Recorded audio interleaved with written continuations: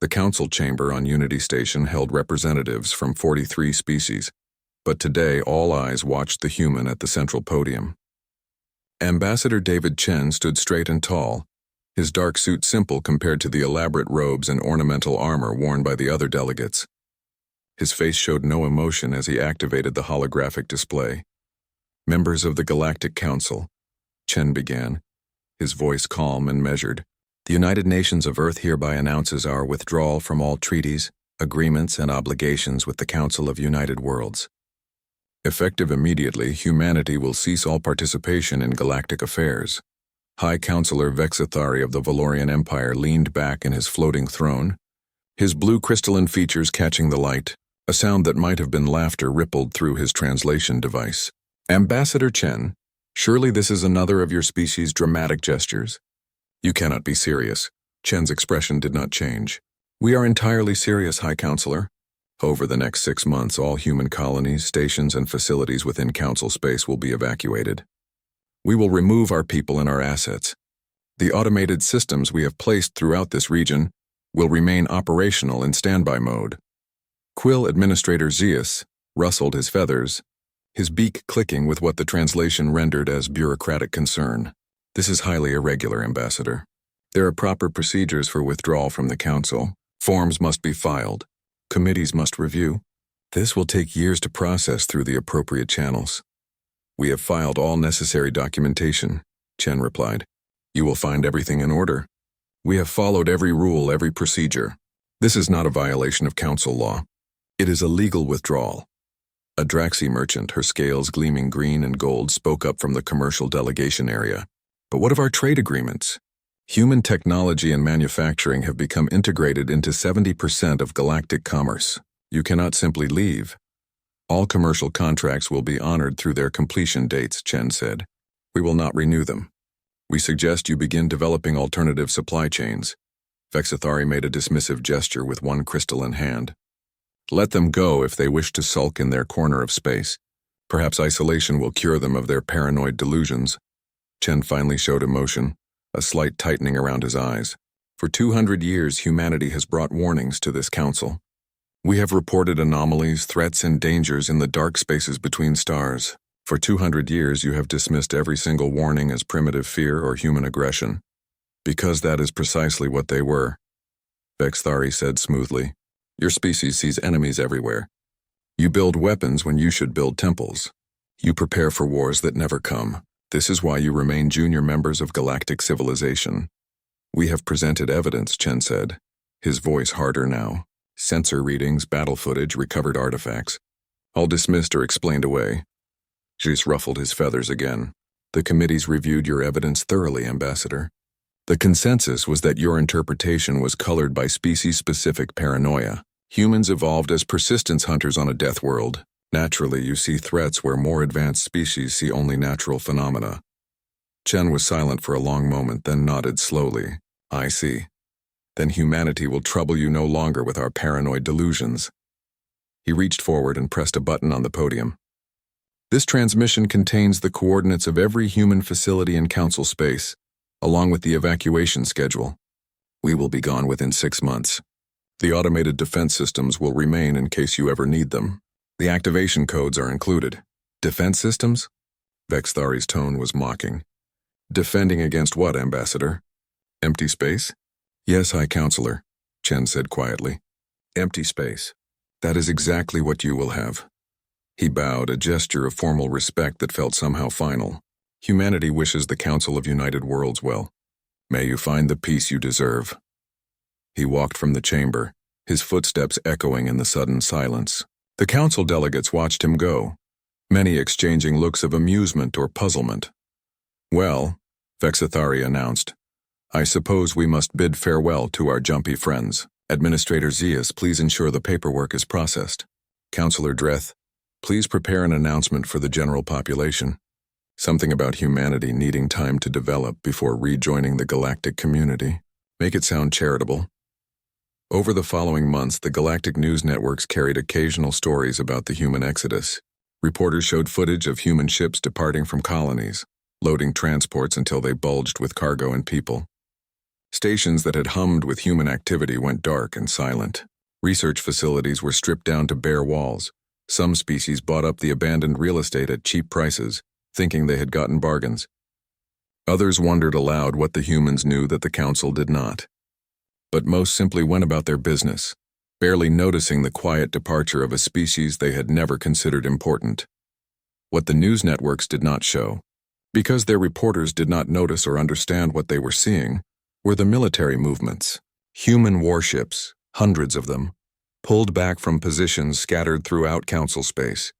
They had been stationed at what humans called critical points, but what the council considered random locations of no importance. The ships withdrew in careful coordination, maintaining formations as they retreated. Captain Threngy of the Draxi merchant fleet noticed, because good merchants pay attention to patterns. She watched human military vessels moving through her regular trade routes, always in groups, always scanning, always alert. She filed reports about it, but her superiors showed little interest. On the 6th month after Ambassador Chen's speech, the last human vessel crossed the boundary into the Sagittarius Barrier, a region of dense stellar matter that made navigation difficult and scanning nearly impossible. It was largely unexplored, considered not worth the effort by the council species. Humanity had been quietly mapping it for decades. The final transmission from the human fleet was brief. Automated systems active. Standby mode engaged. You are on your own now. Good luck. At Unity Station, Vexthari heard the message and allowed himself a satisfied smile. Finally, some peace and quiet. Perhaps now we can focus on truly important matters rather than entertaining human fantasies about monsters in the dark.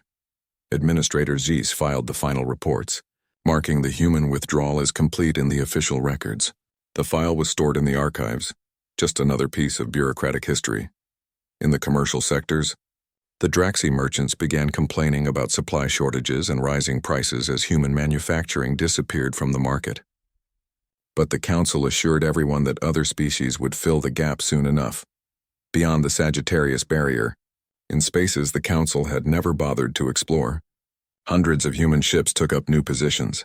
They faced outward away from council space, their weapons armed and their sensors running at maximum range. They had a job to do, and they had learned that they could only count on themselves to do it. On the bridge of the flagship Defiant, Admiral Sarah Koskinen watched her fleet settle into formation. All stations, this is Aegis Command. Begin construction of the outer defense perimeter. We have 5 years, maybe less, before the harvest reaches this sector. We need to be ready. Behind her fleet, the galaxy of the Council spun on in ignorant peace. Ahead in the deep dark between galaxies, something enormous and hungry began to stir. 3 months had passed since the last human ship disappeared beyond the Sagittarius Barrier, and the Galactic Council had already begun to forget about them.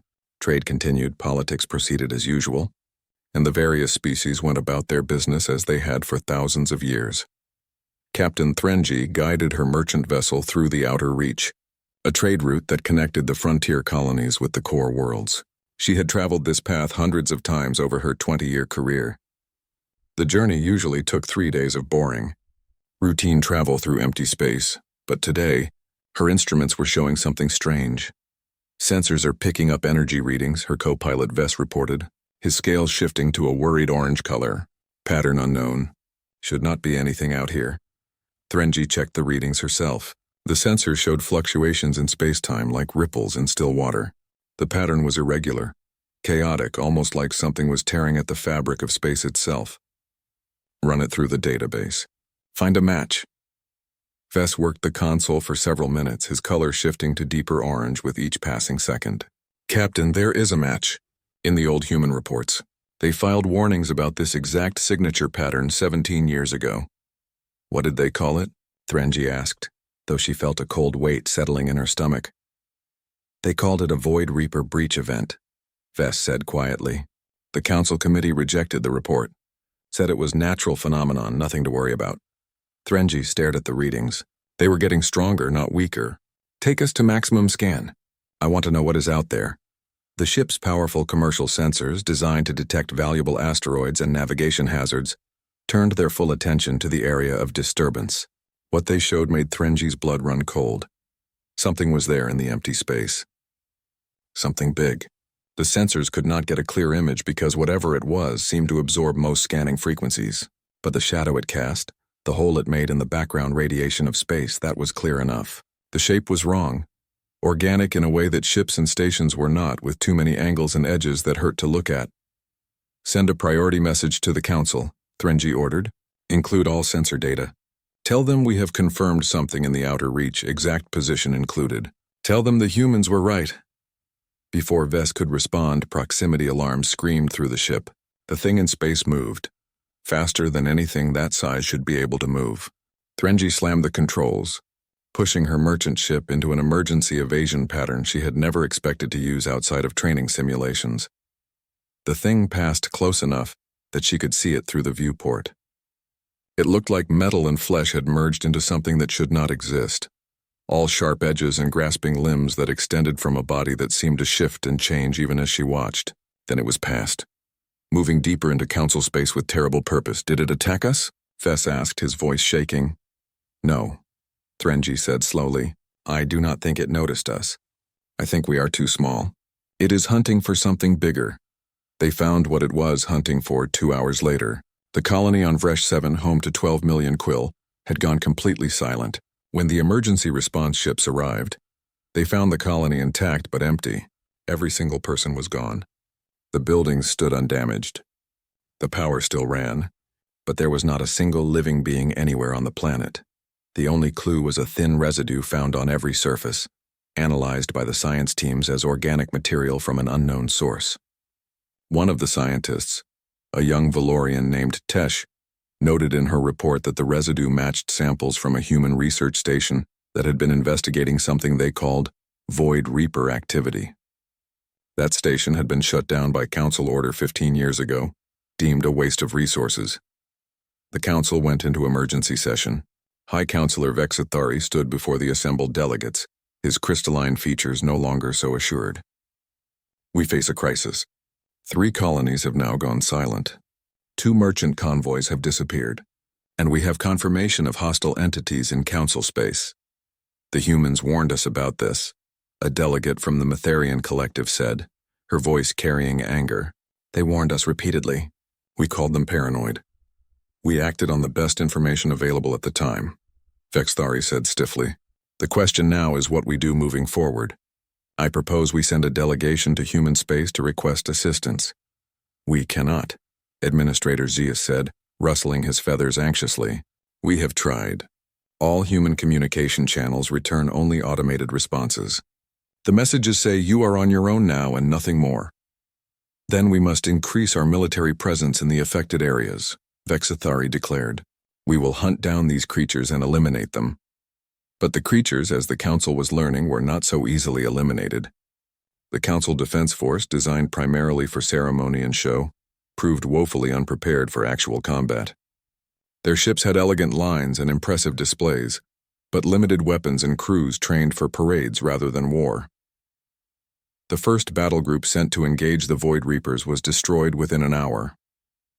The second lasted slightly longer, but achieved nothing except documenting how the creatures tore through energy shields, as if they were not there, how they shrugged off weapons fire that should have vaporized them, and how they moved through space in ways that violated everything the Council knew about physics. Captain Threnji, still in the outer reach and watching the desperate Council military efforts, made a decision. Vess plot a course to the human border, to where they used to maintain their forward stations. Captain, the humans are gone, Vess protested. There is nothing there. They left automated systems, Threnji said. The ambassador said they would remain operational. Maybe we can activate them. It took 2 days to reach the nearest former human position, a location in empty space that had no planets, no resources, no reason to exist except that humans had put a station there. The station was still there, a dark cylinder hanging in the void. As Threnji's ship approached, the station suddenly lit up. Weapon systems powered on, targeting sensors locked onto her vessel, and a cold mechanical voice filled her communication channel. Warning. You are approaching Terran Aegis Defense Platform 779er. State your purpose or be destroyed. Threnji transmitted every scrap of data she had about the Void Reapers, about the attacks, about the disappearing colonies. We need help, please. The humans were right. We were wrong. Help us. There was a long silence. Then the weapons powered down. Data received and transmitted to command. Platform 779er resuming active defense protocols. What does that mean? Vess asked. They got their answer when the automated platform suddenly moved, its drives engaging with power that made their merchant ship look like a toy. It accelerated toward the nearest reported Void Reaper sighting, and through their sensors they watched as it opened fire with weapons that tore holes in space itself. Across Council space, hundreds of other platforms were waking up, responding to the automated alert. The defense network humanity had built, maintained, and left behind was coming online. But there were gaps in the coverage, places where platforms had been destroyed or removed by Council species who did not understand their purpose. And the Void Reapers were not the only threat. Reports began flooding in of other dangers, other creatures emerging from places humans had warned about. Something called the Creeping Blight was consuming colonies from the inside out. Ancient weapon systems, dormant for millions of years, were activating without explanation. In his chamber on Unity Station, High Counselor Vexathari stared at reports that painted an increasingly grim picture. For 200 years, humanity had been fighting these threats in silence, keeping them at bay without recognition or thanks. Now, without human intervention, everything was falling apart. He activated his communication panel with trembling hands. Get me a ship. The fastest ship in the fleet. I am going to find the humans and I am going to beg them to come back. 8 months after humanity's departure, the Galactic Council was drowning in crisis reports. What had begun as isolated incidents had exploded into a full-scale catastrophe affecting every corner of Council space. The carefully maintained illusion of galactic peace shattered like glass. High Counselor Vexathari sat in his private chamber aboard the fastest ship in the Valorian fleet, reviewing the latest disaster reports. The numbers were almost impossible to comprehend. 47 colonies were completely silent. Their populations vanished. Another 112 reported active attacks from entities that seemed to come from nowhere. 3 entire sectors had been quarantined after something called the Creeping Blight turned living beings into spreading masses of alien tissue. But what truly horrified him was what the science teams had discovered when they investigated the automated human defense platforms. The platforms had detailed logs going back decades, meticulously recording every threat they had encountered and neutralized. The logs showed thousands of incidents, thousands of attacks that had been stopped before they could reach Council populations. Every single one had been reported to the Council by human representatives. Every single report had been dismissed. High Counselor, his pilot announced, we are approaching the Sagittarius barrier. Shall I proceed? Vexathari straightened in his seat. Yes. Follow the coordinates from the human evacuation records. Find them. Navigating through the barrier was difficult even for an advanced Valorian ship. Dense stellar matter played havoc with sensors and navigation systems. But they pressed on, following the faint traces of human passage that specialized scanners could still detect. After 3 days of careful navigation, they emerged into a region of space that took Vexathari's breath away. Before him stretched a defensive line that defied belief. Hundreds of human ships, maybe thousands, hung in perfect formation. Behind them floated massive stations, each bristling with weapons that made Council military technology look like children's toys. And beyond that, construction of some kind, vast frameworks being assembled by countless worker drones. Sir, the pilot whispered, these readings cannot be correct. The power signatures from those ships, it is like looking at small stars. Hail them, Vexathari ordered. Tell them the High Counselor of the Galactic Council requests an audience. The response came quickly, but it was not what he expected. A young human appeared on the screen, wearing a military uniform. High Counselor, you are in Terran Aegis-controlled space. State your business or turn back. I need to speak with your leadership, Vexathari said, fighting to keep his voice steady. The Council requires assistance. We were wrong about the threats. We were wrong about everything. Stand by, the officer said flatly, and the screen went dark. An hour passed, then 2. Vexathari waited, understanding this was deliberate, understanding he had no choice but to accept it. When the screen finally activated again, he found himself looking at a human woman in an admiral's uniform. Her face was hard, her eyes cold. High Counselor, Admiral Sarah Koskinen said, I am told you wish to discuss council matters. I am very busy, so please be brief. Vexathari had prepared a speech, diplomatic phrases designed to smooth over past mistakes. But looking at this woman's expression, he understood that diplomacy would fail here. Only truth would serve. Admiral, the Council is facing extinction. The threats humanity warned us about are real. They are destroying our civilization. We need your help. You dismissed every warning we gave, Koskinen said, her voice like ice. You called us paranoid warmongers. You said we saw enemies where there were only natural phenomena. We were fools, Vexathari said, and the admission hurt more than he expected. We were arrogant. We believed we had achieved perfection in our civilization, and that anyone who spoke of danger was simply too primitive to understand peace. We were wrong.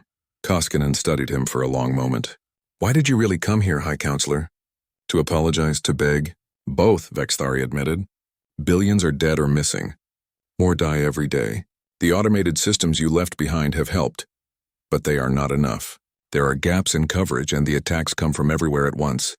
Of course there are gaps, Koskinen said. For 200 years, we built and maintained a defensive network across Council space.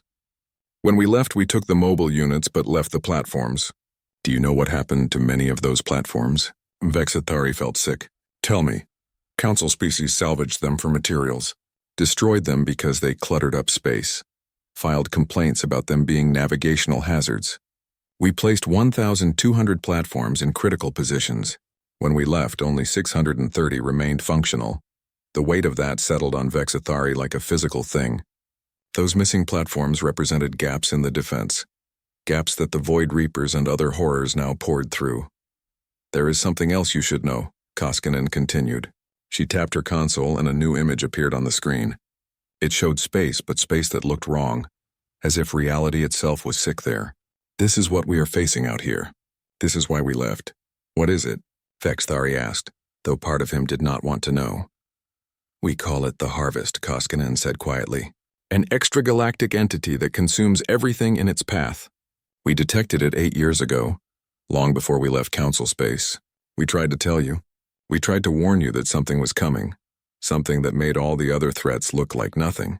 You told us we were being dramatic. The image shifted, showing the Harvest in more detail.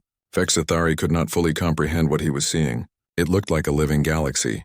If a galaxy could hunger and hunt. Billions of component parts working together with terrible intelligence. How long until it reaches Council space? He asked. At its current speed of advance, 4 years, Koskinen said. Maybe 5 if we are lucky. That is why we left, High Counselor. Not because we were angry at the Council for dismissing us, though we were angry. We left because we knew this was coming. And we knew the Council would spend decades debating what to do about it while civilization burned. Can it be stopped? Vexathari asked. Koskinen's expression softened slightly, and for the first time he saw not just a cold military officer, but a person carrying an enormous burden. We do not know. We are building a defensive line, developing weapons, studying everything we can learn about its nature. But the honest answer is we do not know if anything can stop it. We only know we have to try. The Council needs humanity, Vexathari said. We need your help with the current threats, and we need to prepare for this harvest. Name your price. Our price, Koskinen repeated, and something dangerous entered her voice. High Counselor, you want to know why humanity became what you called paranoid warmongers? Let me tell you a story. 214 years ago, a human colony was attacked by what we later learned were Void Reapers. 3 million people died. We reported it to the Council. We showed evidence. We begged for help investigating. The Council said it was a natural disaster, a solar flare or equipment malfunction. They told us we were imagining threats because we were too primitive to accept that sometimes bad things just happen. She leaned forward, her eyes burning. So we investigated ourselves. We found the Void Reapers. We learned how to fight them. We built weapons and ships and defenses, and every time we reported a new threat, every time we shared our findings, the Council dismissed us, called us warlike, said we were disturbing the galactic peace with our talk of monsters. Do you know how many humans have died fighting these threats while you enjoyed your peace? Vexathari shook his head, not trusting himself to speak. 417 million, Koskinen said softly. 417 million humans died to keep monsters away from Council space. We lost ships, stations, entire colonies. We paid in blood for the peace you took for granted. And when we tried to warn you about the harvest, When we tried to tell you that everything we had been fighting was nothing compared to what was coming, you laughed at us. The silence stretched between them, heavy with the weight of all those deaths, all those sacrifices that had gone unrecognized. So yes, High Counselor, Koskinen said finally, humanity will help you. We will reactivate the defensive networks. We will share intelligence on the threats you face. We will do this because despite everything, we do not want to watch billions more die when we could prevent it. But there will be conditions. 14 months after humanity's departure, High Counselor Vexithari stood before the full Council Assembly with a document that would change galactic civilization forever. The chamber was packed, not just with official delegates but with observers from every species. The crisis had grown so severe that even the most bureaucratic species had abandoned normal procedures. The Terran Aegis has agreed to assist the Council, Vexithari announced, his voice carrying to every corner of the massive chamber. They will reactivate defensive networks, share intelligence on all known threats, and commit military forces to defend Council space. A wave of relief rippled through the crowd, but it died quickly when Vexithari continued. However, they have conditions. These conditions are not negotiable. Humanity has made clear that this is not a return to Council membership. They are offering protection, not partnership, and they will do so on their terms. Administrator Geese ruffled his feathers nervously. What are these conditions? Vexithari displayed the document for all to see. First, the Council must publicly acknowledge that humanity's warnings over the past 2 centuries were correct, and that we were wrong to dismiss them. A full accounting of every ignored report must be made public record. The chamber erupted in protests. A dozen delegates spoke at once, their voices competing. Vexithari waited for the noise to die down before continuing. Second, humanity will have autonomous authority over all matters related to galactic security. They will not need Council approval to take military action against threats. They will inform us of their actions but not request permission. That is unacceptable, a Draxi counselor shouted. That gives them unlimited power. Third, Vexithari pressed on, humanity will have a permanent seat on the Council with veto power over any decision related to defense or security policy. They will also have the authority to demand resources from member species for defensive purposes. The protests grew louder. Delegates argued among themselves, voices raised in anger and fear. Some called the terms an insult. Others said humanity was using the crisis to seize power. A few quieter voices asked what choice they had. Vexithari let them argue. He understood their feelings because he had felt them himself. But he had also seen what humanity faced in the dark beyond the barrier. And he had learned what humanity had been fighting for 200 years while the Council slept in ignorant peace. Finally, he raised his crystalline hand for silence. I have seen their fleet. I have seen what they are preparing to fight. And I have seen the records of every threat they stopped, every attack they prevented, every sacrifice they made while we called them paranoid. These terms are harsh, but they are not unreasonable. We owe humanity a debt we can never truly repay. A young Matharian delegate stood up, her voice shaking with emotion. My colony was one of those that went silent. 12,000 people gone in a single night. When I read the human reports, I found they had warned us. They told us about the Void Reapers. They even offered to place a defense platform in our system. We refused because we thought it would militarize our peaceful colony. Those 12,000 deaths are on us, not on humanity. Other delegates began speaking, sharing similar stories. Colony after colony had refused human help, rejected their warnings, dismissed their concerns. And now those colonies were gone. We vote, Vexithari said firmly, all in favor of accepting humanity's terms. The vote was not unanimous, but it was overwhelming. Only the most prideful or stubborn delegates refused, and even some of them abstained rather than vote against it. The measure passes, Vexithari announced. Humanity's terms are accepted. May the record show that on this day, the Council of United Worlds acknowledged its failure and its debt. Within hours, human ships began appearing throughout Council space. They did not ask for docking permission or clearance.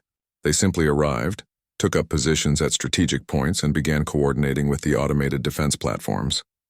The speed and efficiency of their deployment made it clear this was not something they planned recently. They had been ready for this. Captain Threngi watched from her merchant ship as a human destroyer took up position near the trade route she regularly traveled. The ship was smaller than Council warships but moved with predatory grace. Its weapons were not on display like Council military vessels, but sensors showed they were far more powerful. Merchant vessel Prophet's Edge. "This is Terran Destroyer Vigilant," a voice said over her communication system. "Be advised we have detected 3 Void Reaper signatures in this sector. Maintain your current course and speed. We will handle the threats." "Understood, Vigilant," Threnji responded. "Thank you." She watched through her sensors as the destroyer accelerated toward the nearest threat signature. Minutes later, there was a brief flare of energy weapons fire, then silence. The threat signature disappeared. "Threat neutralized," the Vigilant reported calmly. "This sector is clear.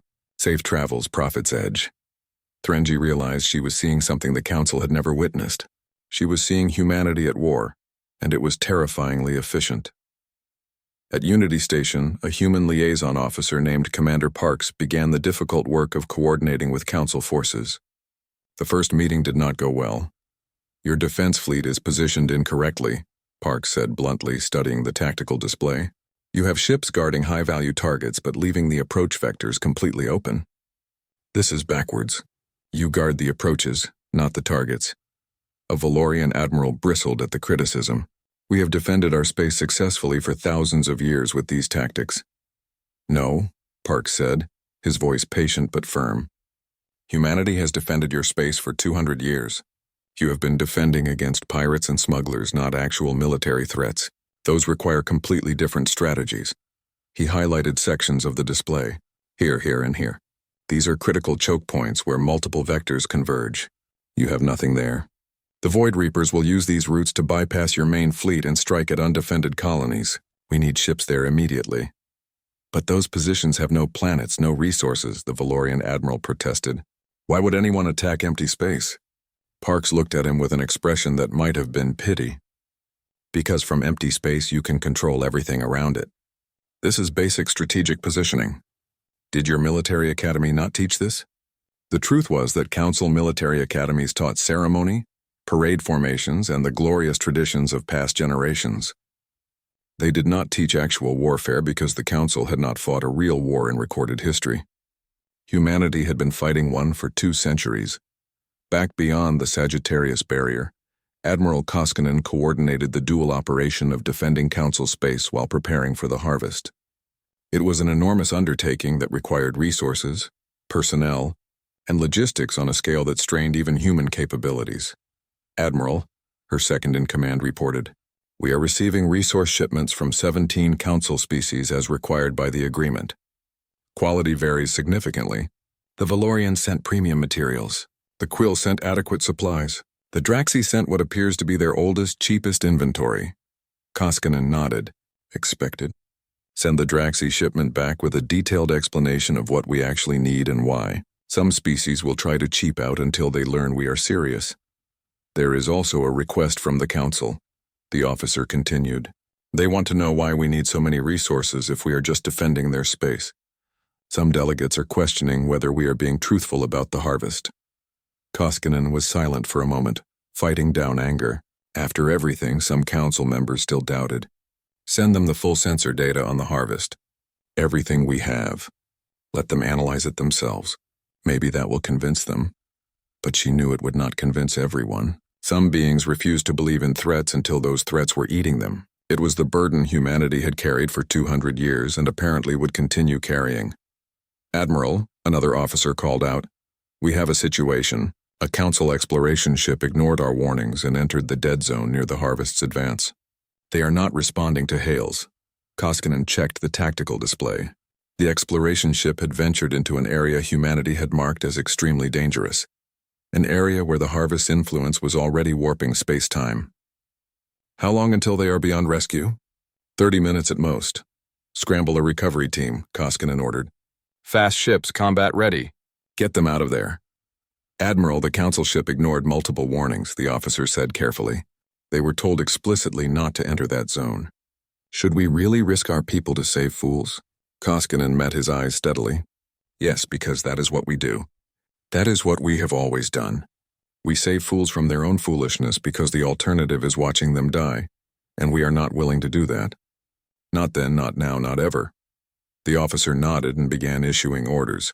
Later, after the Council ship had been recovered with only minor damage, Its captain sent a message of thanks. But there was no acknowledgement from the council leadership, no recognition that humanity had just saved lives at risk to their own people. It was exactly what Koskinen expected. Some things never changed. 2 years after humanity's departure, the galaxy looked very different. The immediate crisis had stabilized. The Void Reapers still attacked, but now they met organized resistance. The creeping blight was contained in quarantine zones. The ancient weapon systems had been shut down or destroyed. Council space was no longer bleeding from 1,000 wounds, but the cost of that stability was visible everywhere. Human warships patrolled every major trade route.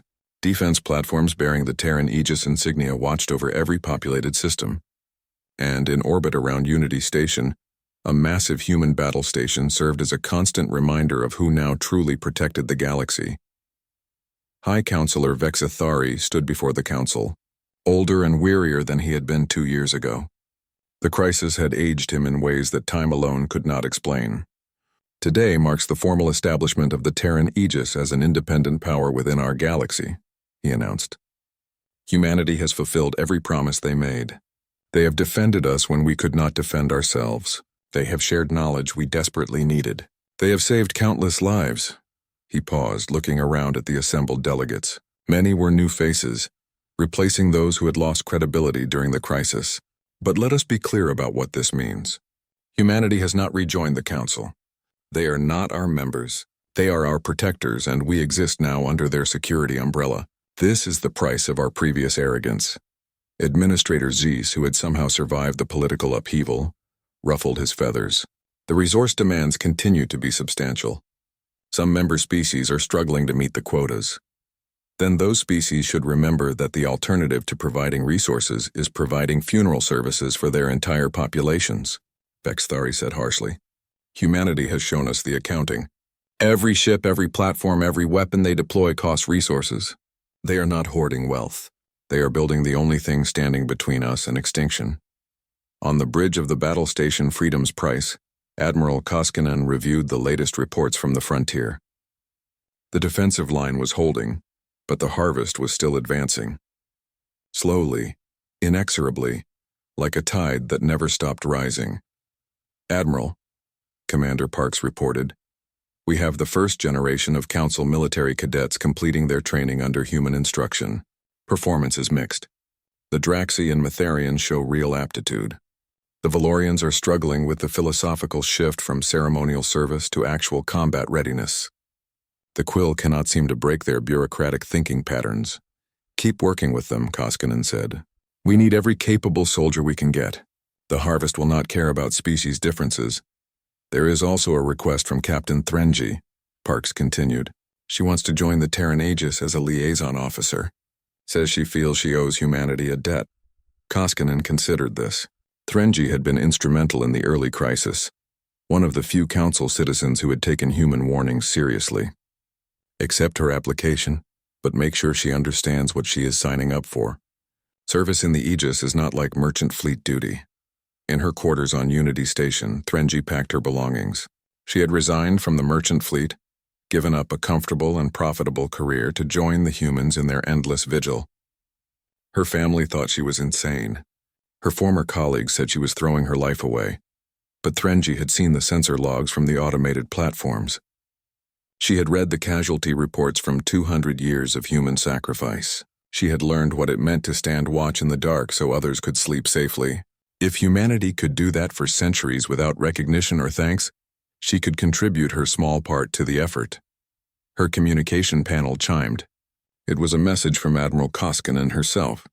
Captain Threnji, welcome to the Terran Aegis. Report to the training facility on Outpost 7. Be advised that our standards are high and our expectations are higher. But if you can meet them, you will be part of something that matters. Koskinen out, Threnji smiled.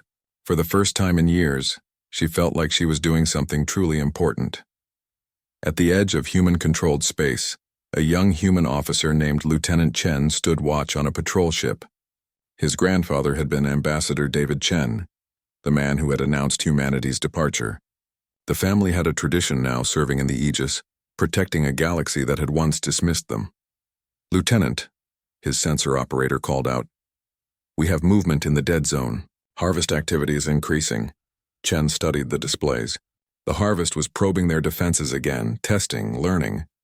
It did this constantly, an intelligence vast and alien trying to find weaknesses in human positions. Log it and transmit to command. Maintain position and continue monitoring. Sir, do you think we can actually stop it? The sensor operator asked quietly. The harvest, I mean. It is so big. How do you stop something that big? Chen was quiet for a moment. My grandfather once told me something. He said that humans do not protect the galaxy because we think we can win. We protect it because losing is not acceptable. Maybe we can stop the harvest, maybe we cannot, but we are going to try with everything we have because the alternative is watching billions of people die without putting up a fight. The sensor operator nodded slowly. I understand, sir. Back on Unity Station, Vexithari met privately with Admiral Koskinen for their regular coordination meeting. Over the 2 years, they had developed something almost like mutual respect, though it was built on a foundation of humanity's sacrifice and the Council's debt. The younger generation is responding better to the new reality, Vexithari reported. Those who grew up during the crisis understand why humanity's role is necessary. But there is still resistance from some older delegates. There always will be, Koskinen said. Some beings cannot accept that their assumptions were wrong, no matter how much evidence they see. We do not need them to like us, High Counselor. We just need them to stay out of our way while we do our job. Your job, Vexithari repeated. You make it sound so simple. Defending an entire galaxy from threats we cannot fully comprehend. It is not simple, Koskinen admitted. It is the hardest thing anyone has ever attempted. But it is necessary, so we do it. She pulled up a display showing the defensive lines, the patrol routes, the sensor networks that now covered the entire galaxy. This is what 200 years of human effort looks like, High Counselor. We built this while you ignored us. We maintained it while you mocked us. We improved it while you called us paranoid. And now that you need it, now that you see its value, you want to know why we do it. I do want to know, Vexithari said quietly. I have spent 2 years trying to understand. Why did humanity keep protecting us even when we treated you so poorly? Why are you still protecting us now? Koskinen was silent for a long moment, her eyes distant.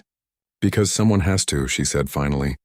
Because the monsters in the dark do not care about politics or pride or who deserves what. They only care about feeding.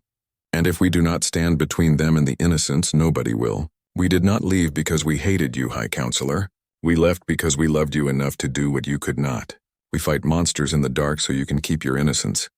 Vexithari felt something break inside him, some last remnant of his old pride. We are not innocent anymore. The crisis took that from us. We know now what lurks in the dark. We know what you have been fighting. Good, Koskinen said. Because you need to be ready. The harvest is coming, and when it arrives, innocence will be a luxury nobody can afford. You asked me once if it can be stopped. I told you we do not know. But I can tell you this. We are going to fight it with everything we have. Every ship, every weapon, every last human who can hold a line. And we are going to need the Council species fighting beside us. You will have us, Vexithari promised. We are learning. Slowly, clumsily, but we are learning. Your instructors are teaching our people how to fight, how to think strategically, how to face the darkness without flinching. Koskinen nodded. That is all we can ask. Learn fast, High Counselor. The harvest does not wait for anyone to be ready. 3 years after humanity's departure, the galaxy watched as the harvest reached the outer defensive line. Human ships, now joined by the first Council vessels crewed by cadets trained in human tactics, formed up to meet the threat. The battle would be fierce and desperate. Many would die, but they would not die alone, and they would not die without fighting. On the bridge of the flagship Defiant, Admiral Koskinen looked at the displays showing both human and Council ships ready for battle. It was not the galaxy she had hoped for, but it was the galaxy they had, and they would defend it with everything they possessed. All ships, this is Admiral Koskinen, she broadcast to the entire fleet. 200 years ago, humanity began fighting for this galaxy. Today we are not alone. Today the galaxy fights for itself. The harvest thinks we will break. It thinks we will run. It does not understand that some species do not know how to quit. All ships advance. Show them what happens when you threaten our home. The fleet surged forward, human ships and Council ships together, moving to meet the darkness. Behind them, Billions of beings across hundreds of worlds waited to see if courage and sacrifice would be enough. Thank you for watching and comment for next part.